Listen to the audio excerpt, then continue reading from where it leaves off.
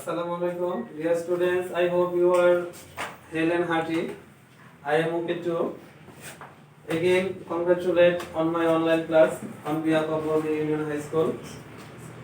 And in my previous class, I talked about completing sentence and I talked 4 rules: rule 1, 2, 3, and 4.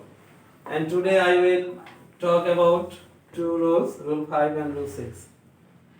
And our today's caption of rule 5 is so that or in order that. And when we will use so that or in order that. And what's the meaning of so that or in order that? So that or in order that mean consequently. And at first we will combine 2 sentences. They tried heart and soul, they got a plus in the SSC examination. You have to combine using so that or in order that. And if you combine these 2 sentences, what answer will you find? You will find they tried heart and soul so that they could get a plus in the SSC examination. And if you notice the structure, what will be the structure? The structure will be first clause plus so that or in order that plus subject plus can or could plus verbs based on. And when will you use verbs present form and when will you use verbs past form or can or could here? If you find the first clause in present tense, then you have to use can, and if you find the first clause into past tense, then you have to use could in the last part of the completing sentence. Now let us give an example.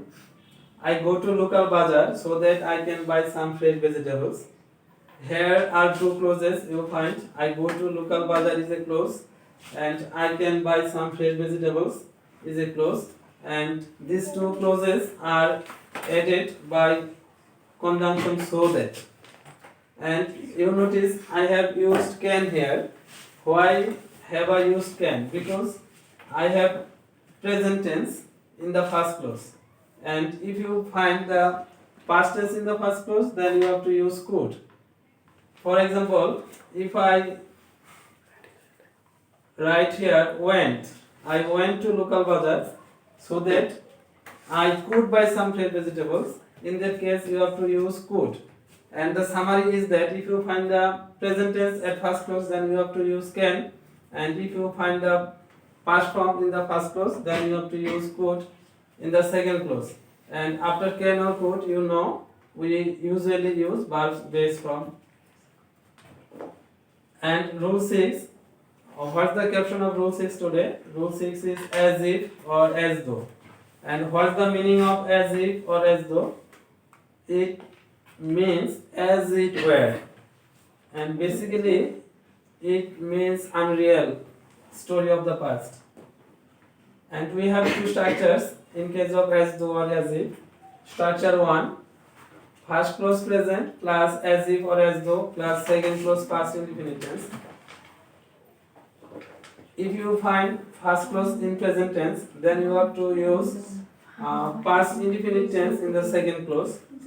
And if you find first clause in past tense, then you have to use past perfect tense in the second clause.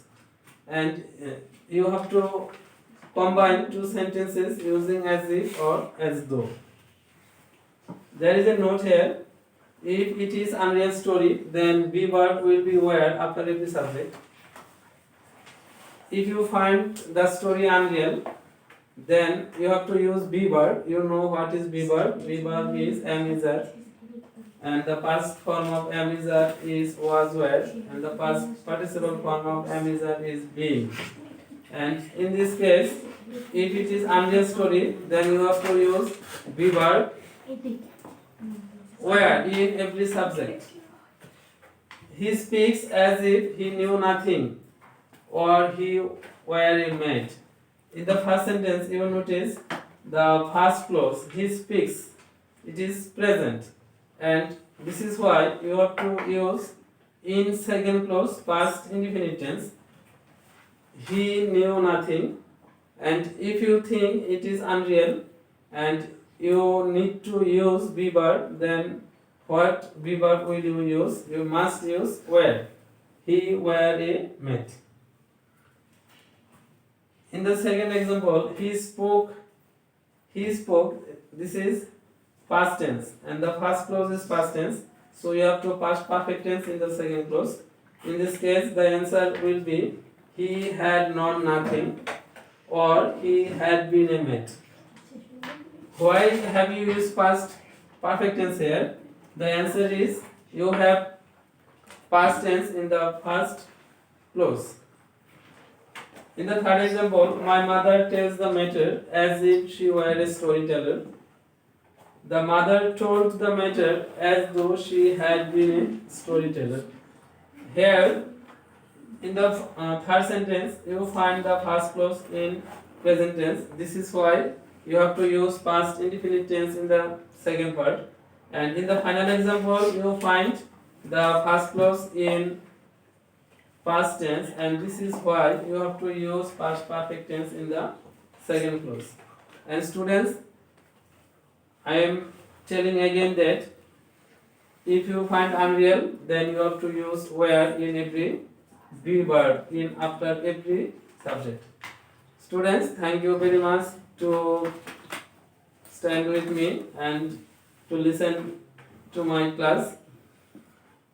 Hope you have understood the class. Today I am ending. Keep safe and sound.